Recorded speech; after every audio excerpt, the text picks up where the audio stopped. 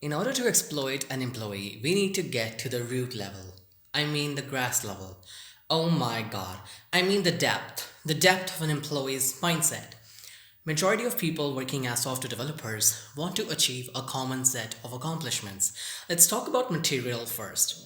They want to be able to eat good food, have a nice place to live in, and afford luxury, comfortable sweatshirts. Regarding phones and computers, a developer already owns that, but the urge to keep up with the latest might not be a lot common. Looking stylish and keeping up with the trends might also not be very common. I can throw a gender perspective, but I don't discriminate, so I'd leave it as not very common. Material wise, I think that's enough. Let's talk about personalized comfort.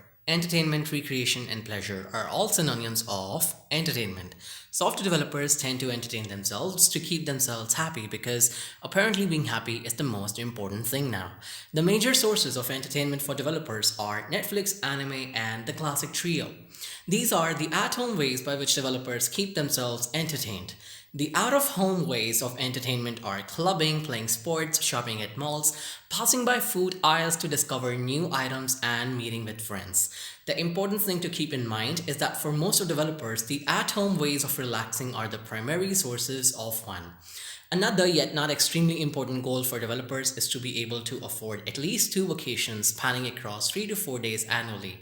Some like to think of it as an escape from some kind of a world. The next very important thing in the list is family. Developers want to be able to spend time with their family and money. So that's the grass level analysis of what a normal position developer would want. Now that we have understood the needs of a developer, we can find efficient ways to exploit them. To exploit them, we need to attack all these parameters one by one. The first thing in the list is materialistic needs, and the first thing in that list is food. Now, we really can't do anything in this field, and also it sounds a little cheesy talking about exploiting employees on the basis of the food that they eat. The second thing in this list is housing. To exploit employees, one thing that can be done in this field is decrease the amount of promotions, or at least delay them by widening the time gaps between consecutive promotions. That way, the developers won't be able to keep up with the increasing inflation rates. You really cannot control material aspect of a developer's life because you have almost no control over that. All you can do is fat shame, fat employees, beauty shame almost everybody, and practice other kinds of shaming techniques in order to lower down the self esteem of your employees. The second thing is entertainment. Entertainment is a field where employees can be exploited the most because this field is enriched with capabilities and what more. For at home entertainment, the employee must be at home. What if we create a situationship where it's tough for an employee to be at home? For instance, call your employees on Saturday or Sunday and ask them to report about their week's activity and assignments via a Zoom meeting. Spare them the travel to the office. Just ask them to join an at home 1 to 2 hour meeting. If your employee is weak with an inadequate self esteem, their blood will boil, but it won't spill. You can enjoy the steam though. Another method is not to let your employees leave the office building until some post meridian, which you can decide, and which will technically violate the 9 hour work policy that would be written on an employee's joining letter. But again, if your employee is weak with an inadequate self esteem, their blood will boil, but it won't spill. You can enjoy the steam though. For instance, if on paper the work schedule is 9 to 5, you can extend it to 6. If it's 9 to 6, extend it to 7.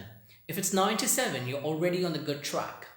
By extending their time of work, they will reach home late, and the pressure of sleeping early in order to wake up early and leave for work will lead to a decrease in their entertainment time. If you're still watching, you're either an employee ready to design a counter hack, or you are a manager slash boss desperate for exploiting your employees. For out of home entertainment, you are bound to have less control. But you are you. No one can stop you from eavesdropping into the planning that your employees are making and intentionally show up at a theater or shopping mall at a time that you heard the employees would meet. You can show up with your spouse and kids, but if you show up alone, it'll be more intense.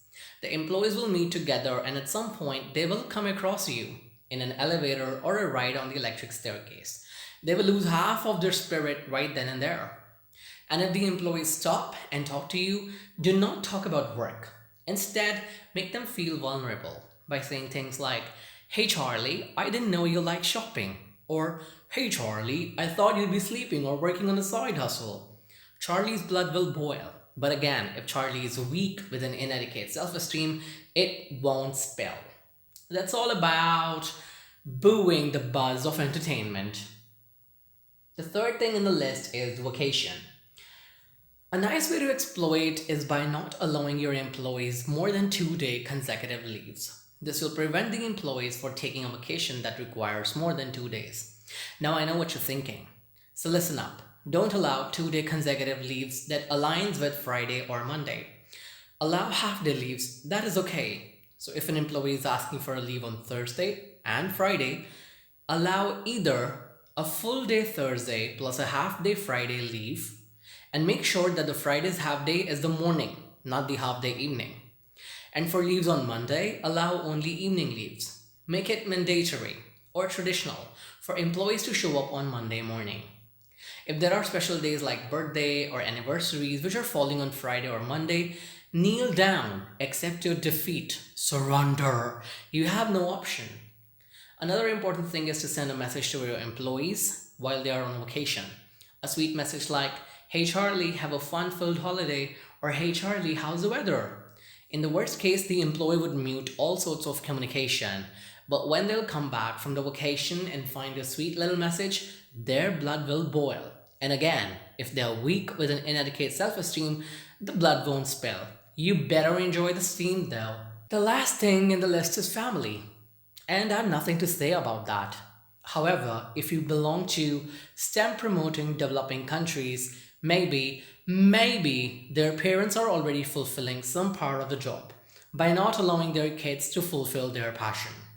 So that's all I have to say in this video. Thank you so much for watching. And I have one last message to give, that for some people, sarcasm is an orgasm. And I truly appreciate such people from the bare bottom of my heart. This video needs an antagonist, doesn't it?